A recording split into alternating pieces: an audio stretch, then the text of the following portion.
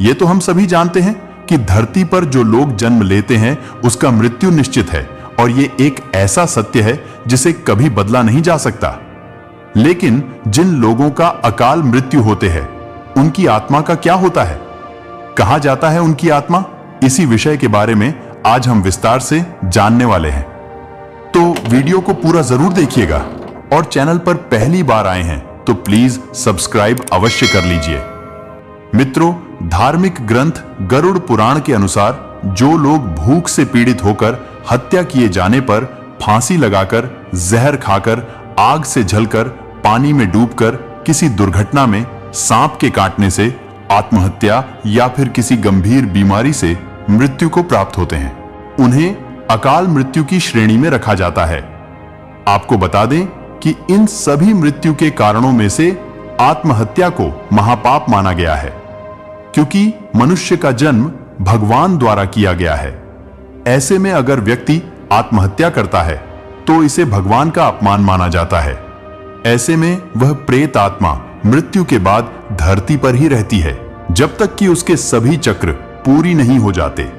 ऐसा माना जाता है कि हर मनुष्य के जीवन के प्रकृति द्वारा निर्धारित 7 चक्र होते हैं। यदि किसी मनुष्य को किसी दूसरे व्यक्ति ने मार दिया हो, जैसे गोली मारकर, सर्प के काटने से, धोखे से विष देकर, एक्सीडेंट से तथा किसी अन्य तरीके से, तो उस व्यक्ति की आत्मा को भगवान एक चांस और दे देते हैं और उस व्यक्ति का पुनर्जन्म हो जाता है। ऐसा गरुड़ पुराण में बताया गया है।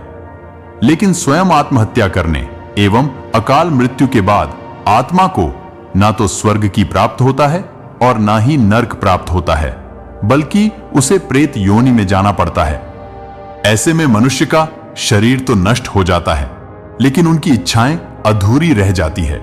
ऐसे प्रेत आत्मा अपनी काम वासना, भूख, प्यास एवं अधूरी इच्छाओं को पूरी करने के लिए धरती पर इधर उधर भटकती रहती है।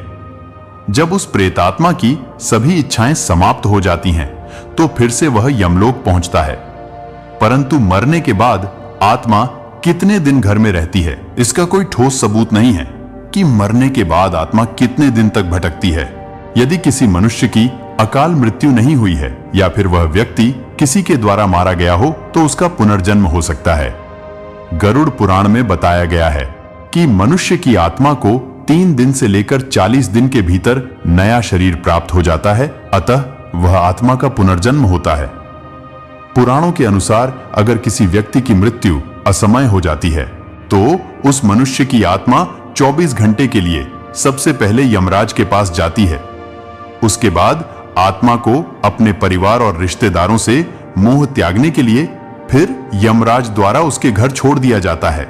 लेकिन मरने के बाद वह भूखी, प्यासी एवं अतृप्त आत्मा 13 दिन तक अपने घर के आसपास ही शरीर की तलाश में रहती है।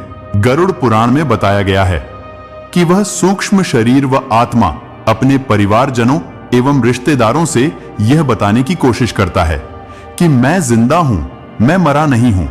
लेकिन स्थूल शरीर न होने के कारण उसे कोई देख नहीं पाता है और ना ही उसकी आवाज कोई सुनता है। इसके फलस्वरूप आत्मा को बहुत दुख होता है और अपने परिवारजनों से मोह त्याग देता है, क्योंकि उसकी कोई सुनने वाला नहीं है। शास्त्रों में बताया है कि यदि उसके परिवारी जन उस आत्मा के लिए 13 दिनों तक पिंडदान करते हैं तो आत्मा को बहुत संतुष्टि मिलती है तथा वह आत्मा 14वें दिन पिंड का रूप लेकर यमलोक को प्रस्थान करती है। माना जाता है कि 47 दिन का सफर करते हुए आत्मा को यमराज के पास जाना पड़ता है। इसके लिए उसे बीच बीच में बहुत सारे कष्ट सहने पड़ते हैं। बताया जाता है कि बीच में बेतरड़ी नदी पड़ती है और उसका बहुत भयानक रूप होता है। उसे देखकर आत्मा बहुत ही डर जाता है। लेकिन आत्मा को कष्ट एवं यातनाओं को सहते हुए नदी पार करना पड़ता है। फिर वह मृत आत्मा यमराज के पास पहुंचती है। मृत आत्मा के साथ केवल उसका प्रारब्ध जाता है। तब यमराज उसके प्रारब्ध के अनुसार न्याय करते हैं।